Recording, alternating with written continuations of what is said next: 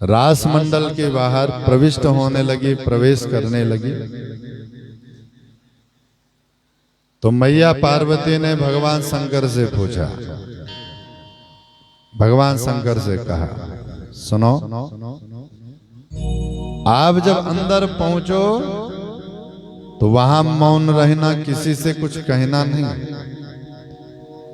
कोई कछु पूछे तो चुप रहना। बोले नाथ, बोले देवी, एक बार ले चलो, तुम जैसा कहोगी हम वैसा ही करेंगे, पर हमें ले चलो। प्रविष्ट हो गए रास में। देवताएं मृदंग बजने लगे, ढोल बजने लगे, नगारा मजीरा सब बजने लगे। दो दो गोपियों के बीच में एक एक कृष्ण नाचने लगे। थोड़ी देर तो भगवान शंकर भी एक कोने पे खड़े रहे, थोड़ी देर टुकुर टुकुर देख रहे। तो सोचा सारी दुनिया नाच रही है, हम यहाँ खड़े, दो ठुमका हम भी मार देते हैं, देखी जाएगी। सो भगवान शंकर ने जैसे ही नाचना प्रारंभ किया, सो ताल भंग हो गया। देखें कौन है, आंखें बंद की। ओहो, ये गोपी नहीं, ये तो गोपा है। दर्शन करने का मन तो हमारा भी है, पर थोड़ी देर मजे ले लें इनसे जरा। भगवान ने देवताओं को कहा, भैया ये ढोलक मजीरा सब बंद कीजिए।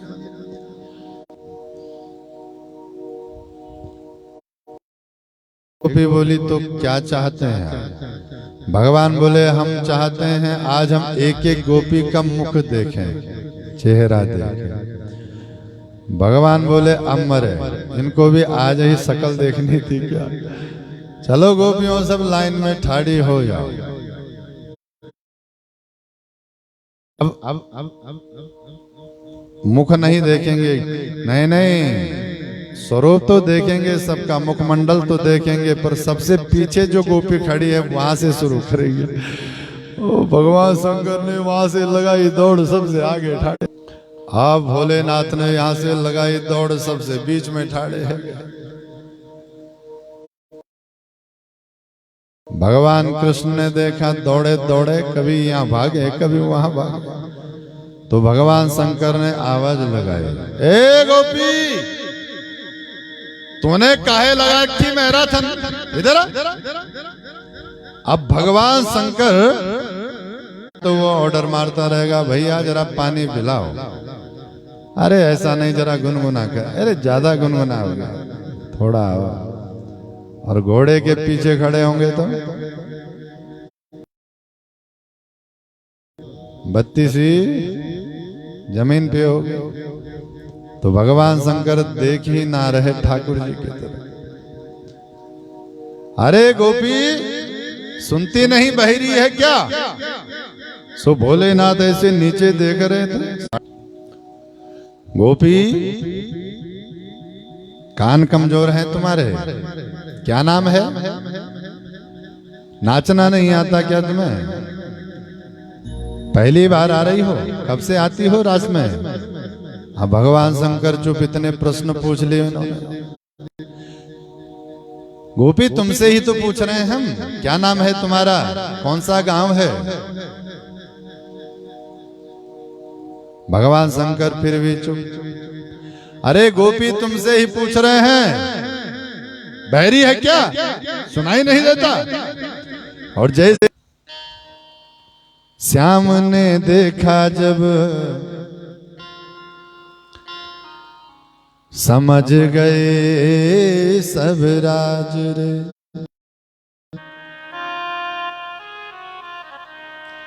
कि ऐसी बजाई बंसी,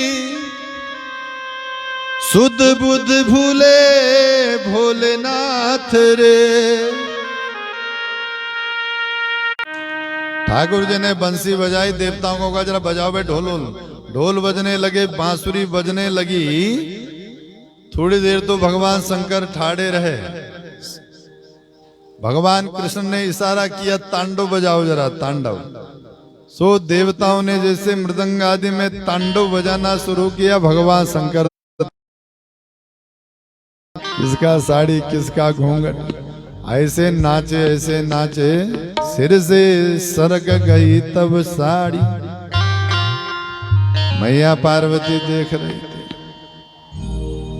कर दी ना सब गड़बड़, तोड़ दिया विश्वास। पार्वती खड़ी थी,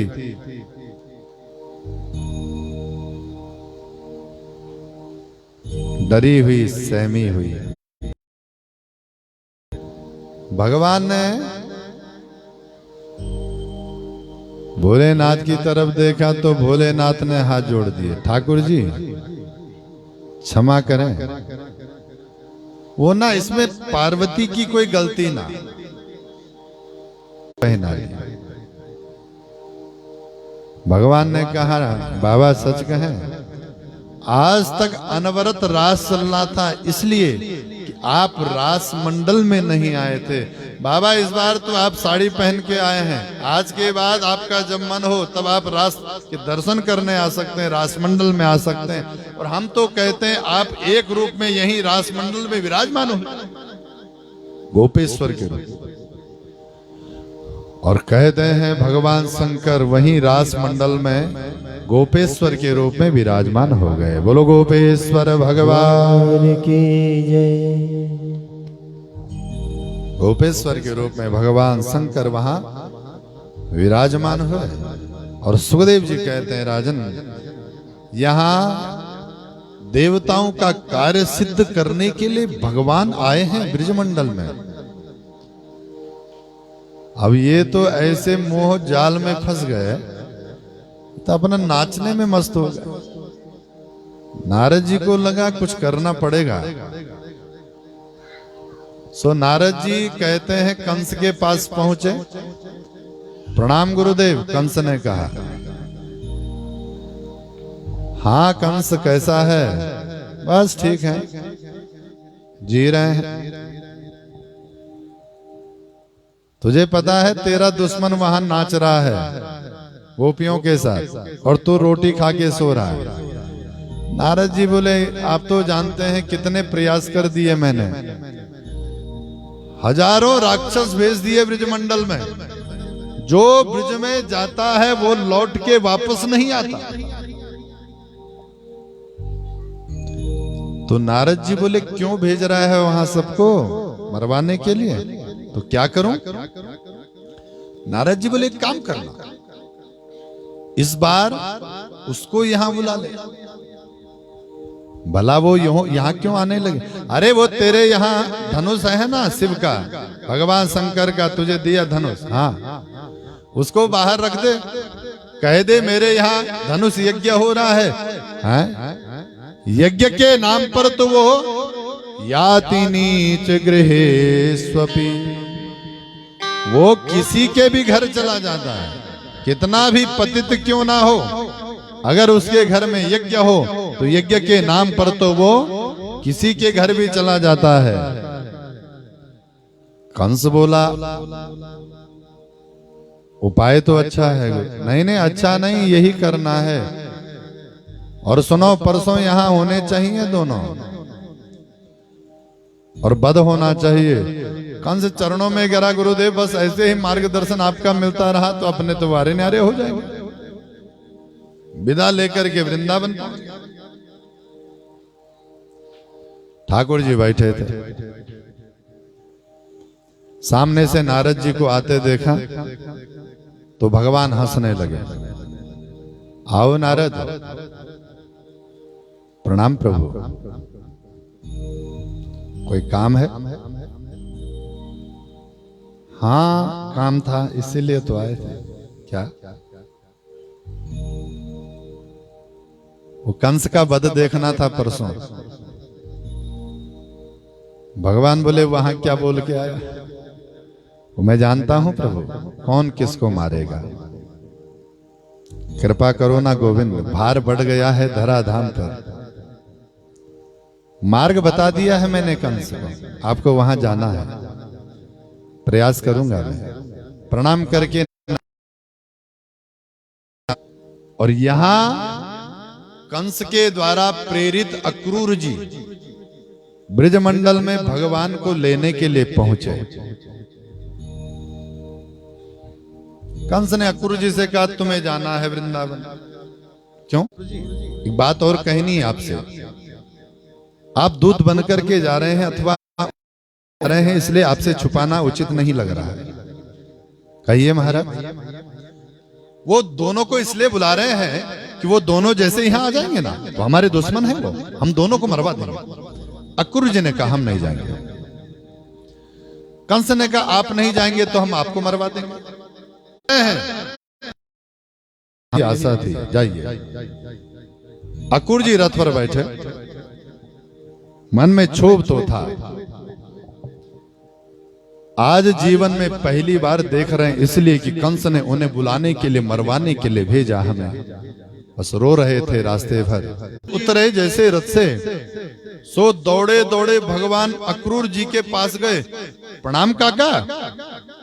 कौन है छोरा? काका पहचाना नहीं क्या? हम हैं कन्हैया। कन्हैया? हाँ काका। अक्रूर जी रोने लगे साहब। भगवान ने अक्रूर जी का हाथ पकड़ा। काका आपको मेरी सौगंध है। किस बात की? आप हमें मथुरा लेकर के जाएंगे, पहली सौगंध। आपको मेरी सौगंध है काका।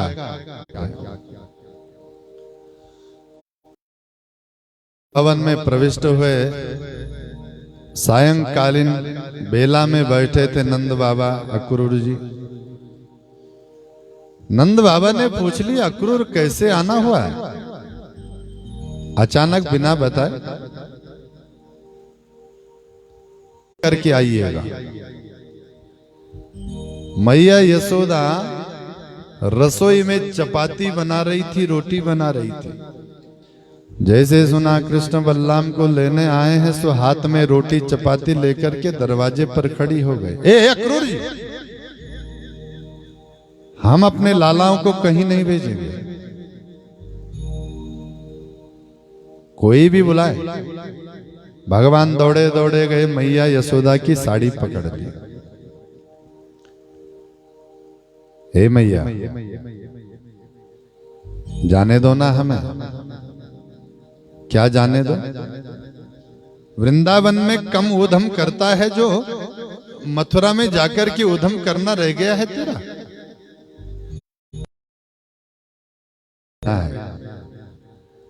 बलराम जी आ गए, मैया का हाथ पकड़ लिया। मैया जाने दो ना हमें, मेला देखने जाना है।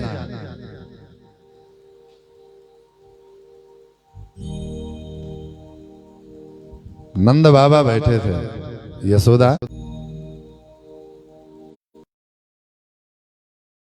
सारा ब्रजमंडल सो गया साहब, पर मैया यशोदा को नींद नहीं आ रही। पता नहीं क्यों ऐसा लगता है कि कन्हैया मुझे छोड़ के चला जा, मुझे छोड़ के जाएगा।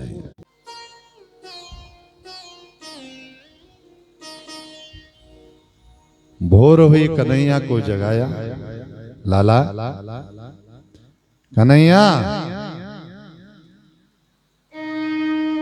कन्हैया। सो मैया रोने लगी। लाला तेरे बिना आदत नहीं है। आज तक कभी सोई में, आज तक तेरे बिना कभी भोजन पाया है मैंने, प्रसाद पाया है? तू चला जाएगा, बुरा तो लगेगा। सो कन्हैया बोल पड़े, मैया काहे चिंता कर तेरे बिना। मैया बोलते नहीं है, मेला देख के आना बढ़िया। सुंदर वस्त्र पहनाए कन्हैया को, बलराम जी को तैयार किया, मार्ग के लिए रोटी दी। कन्हैया जाने लगे तो मैया को प्रणाम किया। प्रणाम मैया। तब तक जैसे मैया ने ये बात कही सो भगवान ने मैया यशोदा का मुख बंद कर दिया। ए मैया ऐसा मत बोल, तेरा बेटा तो 100 साल तक नहीं आएगा।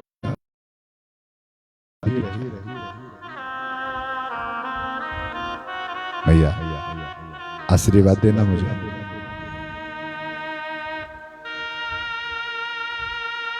चलो रथ पर बैठे जैसे इधर इधर इधर मथुरा छोड़ के जा रहा है, नहीं तो आ जाएंगे जल्दी। गोपियां बोली नहीं, हमारा चित्त घबरा रहा है कन्हैया। रथ के सामने बैठे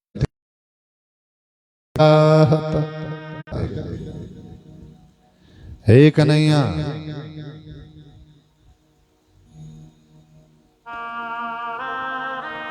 काहे झूठ बोले रहा। राधा ने मुड़ करके देखा, आज ये वहां सबसे ज्यादा कृष्ण की लीला में बाधा न बनो मैं। भगवान ने कहा राधा सुनो ना, शायद ब्याह ना हो तुमसे हमारा ब्रजमंडल में। मैं हूं मेरी मति को हो क्या गया है।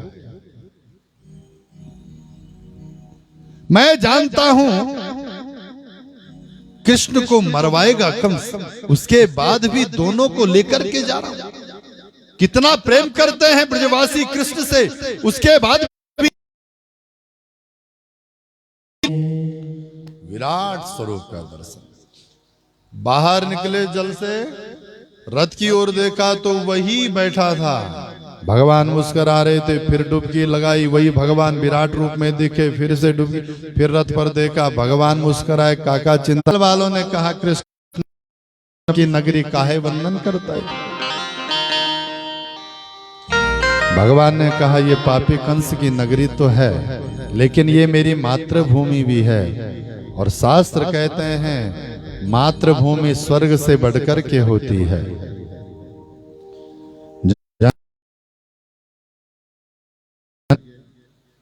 स्नान आदि करके वस्त्र आदि पहन करके नंद बाबा को प्रणाम किया। बाबा आप विश्राम कीजिए, हम थोड़ा नगर भ्रमण करके आते हैं, घूम के आते हैं।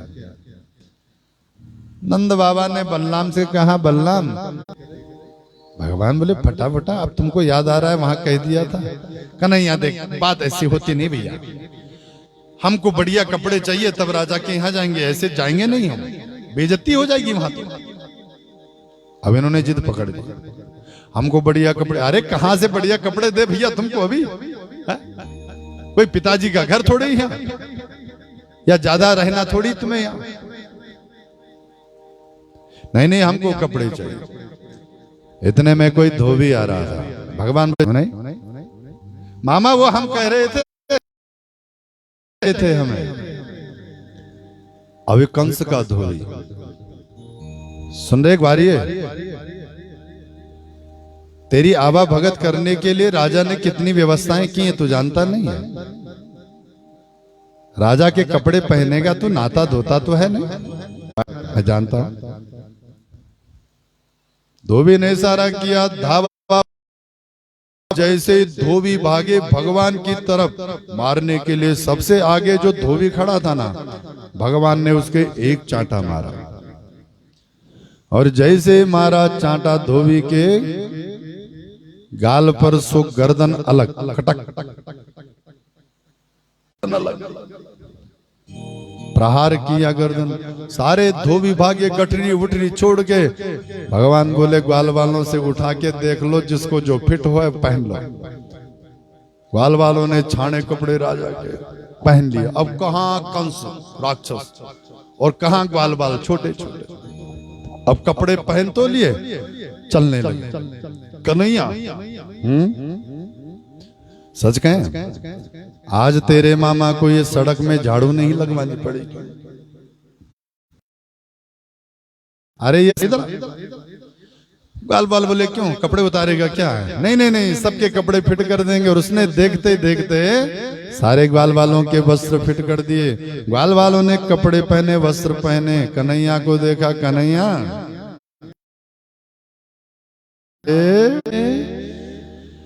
भांजे पर अब क्या हुआ? बोले थोड़े थोड़े माथे पर चंदन और हो जाता तो और भी आनंद हो जाता। अब बात चल ही रही थी, कोई वो लेके वो टेढ़ी मेढ़ी वो जा रही थी। जैसे भगवान के पास से वो निकली तो भगवान ने उसको देखा। हे सुंदरी, क्या बोले? हे सुंदरी। अब कुब्जा ने मुड़ के देखा, प्रेम से बोलो कुब्जा ने।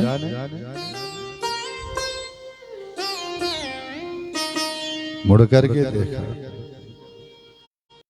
एक बार तो लगा ये मेरा परिहास कर रहा है, हास कर रहा है, हंसी हो रहा है। भगवान ने पूछा, हे सुंदरी। तो कुब्जा ने कहा, हाँ सुंदर, कौन हो तुम? दास हो उसमें हम। कंस के लिए चंदन घिसते घिसते अपने जीवन पर ही चंदन लग गया।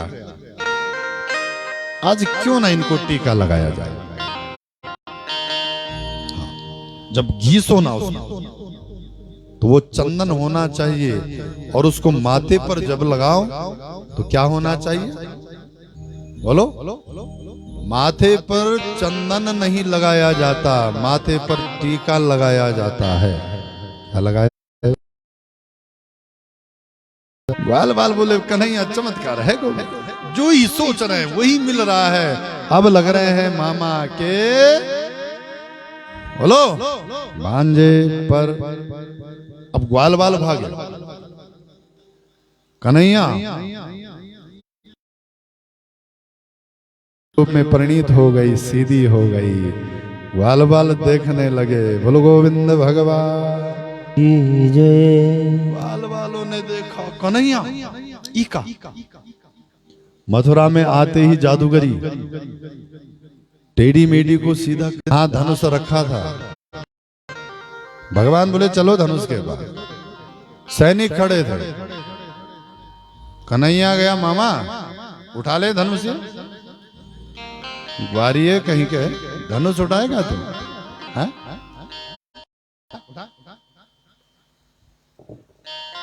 अब इन्हें लगा कि भगवान शंकर ने जब धनुष लिया था कंस को तो कहा था, कंस ये धनुष कोई तोड़ नहीं पाएगा, पर ध्यान रखना ये धनुष जो तोड़ेगा वो तुझे तरफ भागे, कभी दाहिने भागे, कभी हाथी सूंठ हिलाने लगा इधर से उधर गोल गोल ऐसे।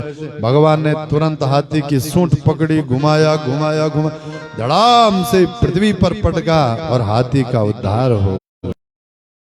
चलो भगवान की जय।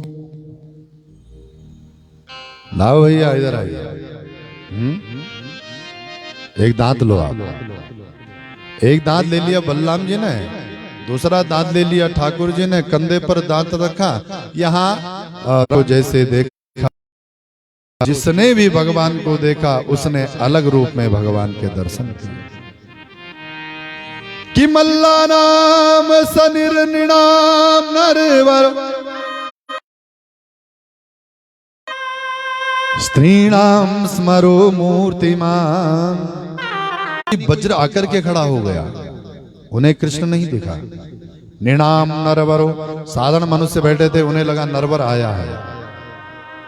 स्त्रीणाम, साधारण नारियां बैठी थी, उन्हें लगा काम मृत्यु। भोजपति कृष्ण ने जैसे भगवान को देखा तो कंस को भगवान में काल के दर्शन हो गए, यमराज के दर्शन हो गए, मृत्यु के दर्शन हो गए। विराट ज्ञानी से कैसे लड़ पाए? चाणूरमुष्टि बोले नहीं, न बालो न किशोर। हम जानते हैं तुम न बालक हो ना तुम किशोर हो, भले ना बल सांबर। तुम तो कंस बोला क्यों नहीं जाते सब? योद्धा बोले महाराज सबसे मोटे जो थे वो तो चित हो गए, अब हम आत्महत्या करवाने जाएं क्या? तुम हमारी आज्ञा का उल्लंघन करते हो, हम तुमको मरवा देंगे। दुल्हन बनी देवकी बहन के तूने बाल खींचे थे,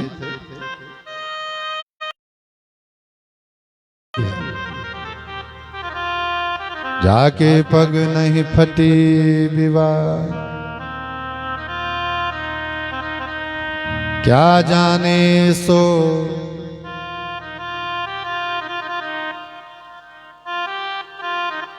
की मुष्टिका का प्रहार किया, सो कंस का उद्धार हो गया। बोलो गोविंद भगवान की जय। सारा मथुरा जय जयकार करने लगा। सुखदेव जी कहते हैं राजन समझ रहा है कथा को? दुनिया में ऐसा काम करना चाहिए कि आप जिस दिन दुनिया से जाओ उस दिन लोग जय जयकार ना करें। आप जिस दिन दुनिया से जाओ उस दिन लोग ताली न बजाएं। जिस दिन दुनिया छोड़ के जाओ उस दिन शास्त्र कहते हैं आए थे जब जगत में जग हंसा हम रोए। जिस दिन मरोगे ना पड़ोसी बोला बढ़िया हुआ पीछा छोड़ गया, सब रोएंगे भैया अच्छा आदमी था चला गया बेचारा। कंस जब मरा तो सबने तालियां बजाई जय जयकार हुए, और उसके बाद भगवान गए मां देवकी के पास। प्रणाम मां, चरणों में गिरते भगवान मां के को भगवान ने पीछे से थपथपाया, मैया